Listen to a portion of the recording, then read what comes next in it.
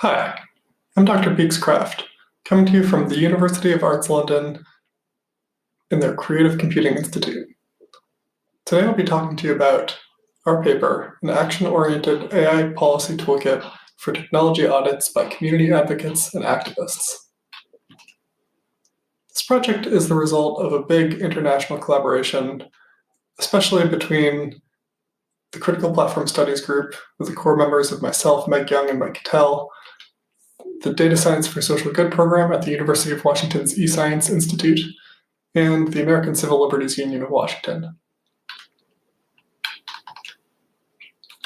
The research problem that we were trying to address is thinking about AI as a public policy problem. Governments are adopting AI technologies that intervene in our lives. As a research team, we thought that public participation in technology advocacy might be able to prevent some of the harm to individuals and communities that are historically targeted by these new technologies that are being adopted. Across the United States, there are bans, restrictions on use, regulations about transparency and auditing, and what we wanted to do was create a set of tools that could help activists and community advocates to engage with these issues. The tool that we ended up with, we call the Algorithmic Equity Toolkit. And what it is a set of translational tools designed to support non-specialists in identifying and interrogating features and concerns about artificial intelligence. The Algorithmic Equity Toolkit has a number of different components. We put a lot of thought into how to define AI, or as we call it, automated decision systems in the toolkit. We developed a flowchart in order to support the identification of technologies as potentially having AI components or not. We developed a system map identifying key terms and the ways in which aspects of AI systems or automated decision systems are interconnected. And we developed a worksheet and a questionnaire in order to allow activists and advocates to be able to engage with the insides of these technologies. The background for this work is primarily the local legal context in the city of Seattle in the state of Washington in the United States. In 2018, Seattle passed what was at the time one of the strongest surveillance legislations in the country. The Seattle Surveillance Ordinance mandated that municipal departments in the city disclose what surveillance technologies they were using and subjected those technologies to public oversight. The City Council reviews surveillance impact reports that are produced both by a community working group as well as the Seattle IT, and considers whether the surveillance technologies are worth the risks. The ACLU of Washington was actively working on this ordinance at the time, and we developed a relationship with the ACLU in order to analyze some of the surveillance technologies that were in use in the city of Seattle at the time. Eventually, this relationship turned into the development of the toolkit that I'll be describing today.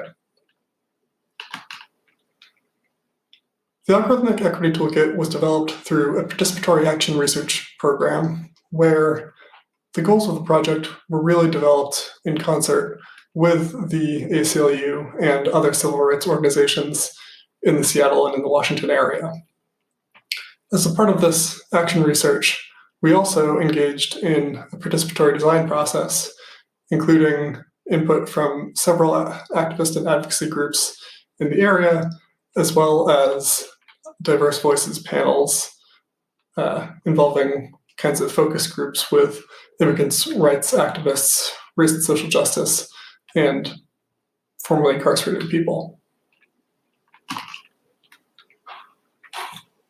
This work also built on several different pieces of research that the Critical Platform Studies group had conducted in years prior.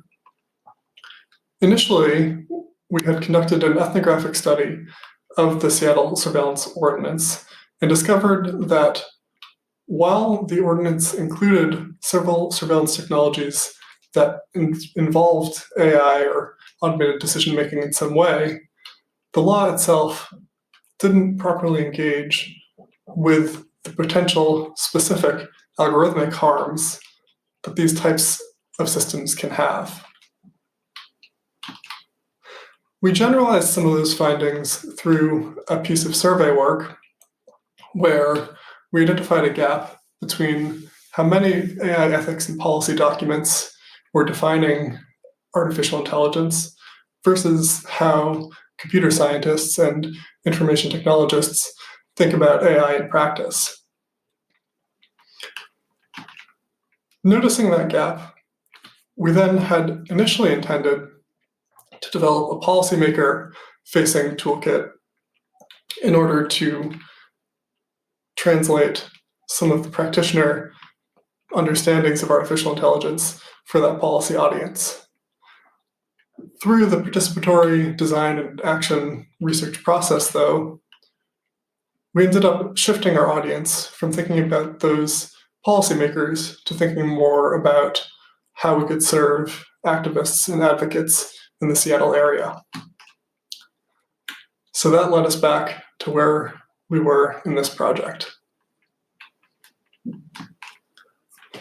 What we ended up with was the Algorithmic Equity Toolkit, which is now deployed on the ACLU of Washington's website. You can visit this at the ACLU-wa.org/AEKit.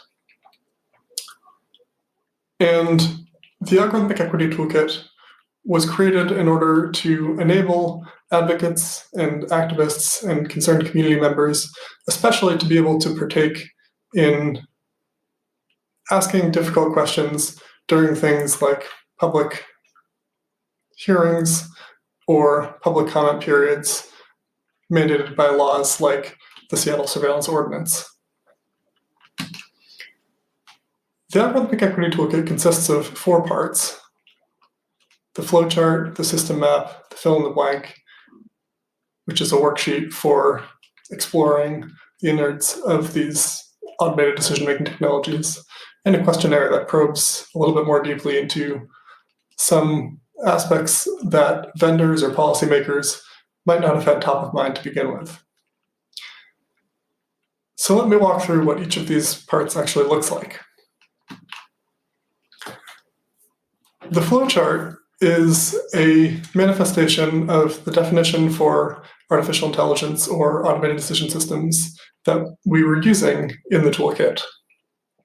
It is a chart of yes/no questions that helps to identify whether a particular technology being assessed might involve AI as a component of that technology. We spent a lot of time trying to make this flowchart work for cases that were of particular interest to the Seattle context. The ACLU had shared with us that often in conversations with legislators or public officials, that these members of the public and these stakeholders asked things like whether Microsoft Excel might be considered an AI or a regular desk calculator. And so we tried to have the flowchart be inclusive of the subsets of those kinds of technologies that we thought it should capture. The flowchart asks questions like, does the technology make records or take input data? Does it help people make guesses, predictions, or suggestions? Does the technology make annotations or find patterns? And after the user has completed the flowchart then directs the user towards either other relevant parts of the toolkit or to other resources the ACLU has developed for thinking about surveillance systems. The system map is a set of definitions and also a diagram that shows how different components of automated decision systems link up. We tried to make definitions of things like input data, surveillance tools, recorded data, databases, algorithms, or automated decision systems that would be accessible to a broad audience.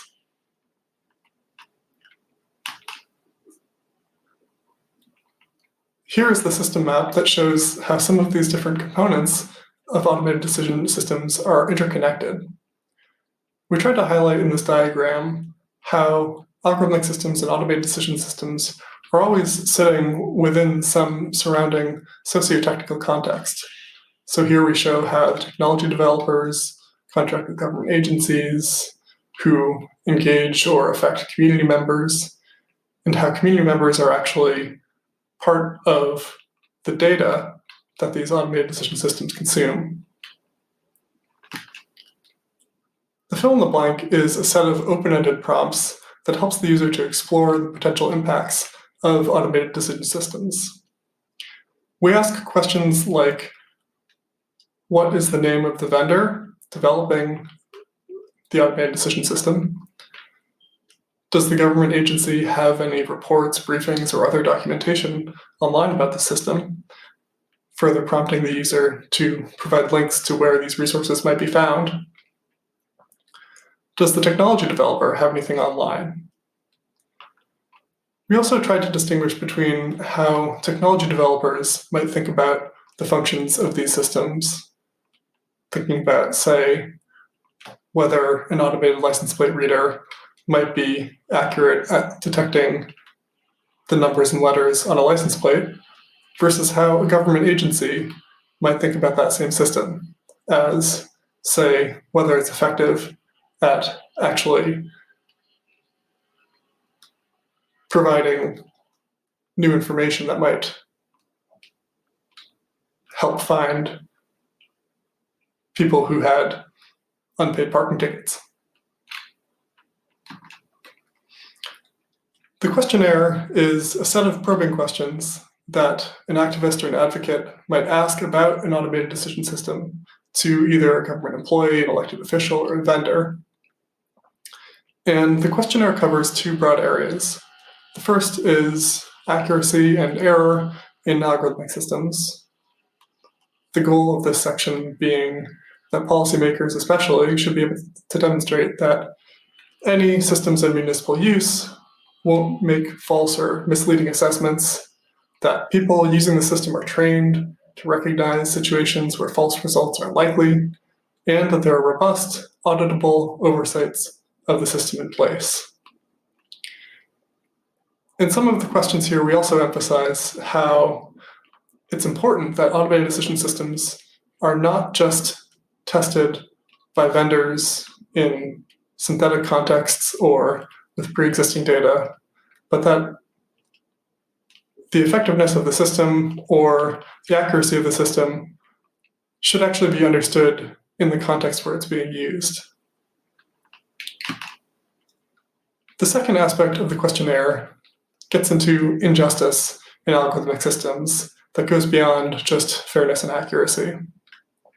These questions help to explore whether an automated decision system will or may or may not replicate historical patterns like racism and sexism and other kinds of social bias. The questions in this section are such as, where does the data that the system is using come from? Who gathered that data, with what tools and for what purposes? And asking different questions about how the system might, even working perfectly well, still perpetuate injustice.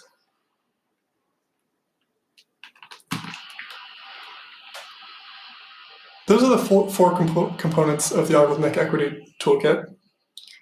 So far, what we've mainly done with the toolkit, because of disruption from first the pandemic and then from the global uprisings following the murder of George Floyd, was simply to deploy a small pilot workshop with some of the members of the ACLU's Tech Equity Coalition of community activists and advocates. And this was a Skillshare session in which we presented a number of potential use cases for the Algorithmic Equity Toolkit and how the toolkit can help to explore potentially sides of these systems of interest that might not have come to mind without this new resource. One of the examples that we went through in this workshop was pretrial risk assessment. Pretrial risk assessment, as I'm sure many watching this talk in the FAccT audience will know, provides risk scores to judges for making bail decisions in criminal cases in the United States.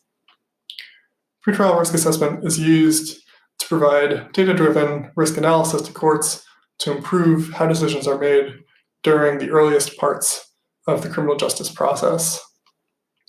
It works by clerks entering facts about a person, for example, their criminal history, their current offenses, their court appearances, and so on, and outputs 3 risk scores on a 6-point scale.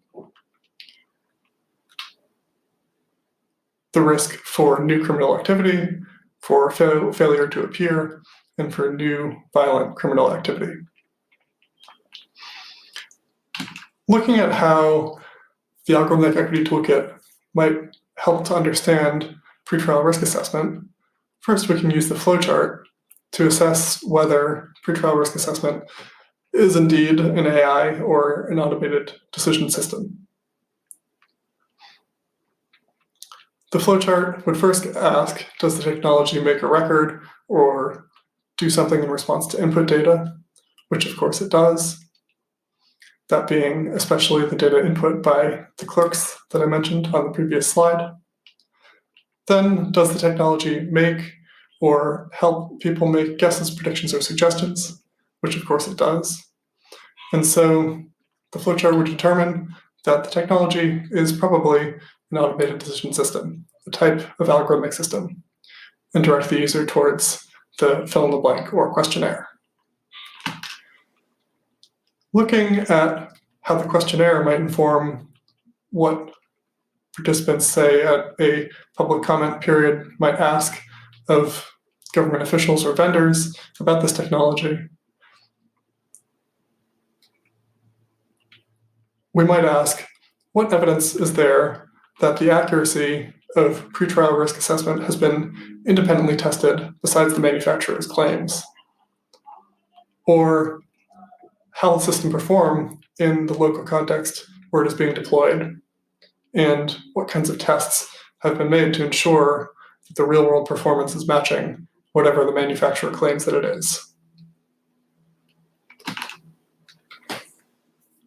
So the current state of the Algorithmic Equity Toolkit is that the collaboration between the Critical Platform Studies Group and the ACLU of Washington continues to be one of exploring how we as members of the public might be able to support the ongoing local Seattle efforts at strengthening surveillance regulation. Broadly, as a research group, the subset of the authors of this paper and the Critical Platform Studies Group are interested in understanding how to respond to issues of power and technology and call for a greater engagement in scholar activism. Along those lines, to conclude, you can get involved too. Find out what's going on in your area, for instance, by checking out banfacialrecognition.com/map to find what regulations exist in your area, what problematic and concerning technologies are being used there. Call your local politician and ask some questions from the Algorithmic Equity Toolkit, again at aclu-wa.org/AEKIT. If you're in Seattle or if you're in Washington, follow Jen Lee from the ACLU of Washington on Twitter. Just today, right now, on February 16th, Jen Lee is calling on you in order to help end discrimination via algorithms in what is looking like it could be a successful legislative session trying to get the House Senate Bill 5116 passed. Check out Jen Lee on Twitter for more information.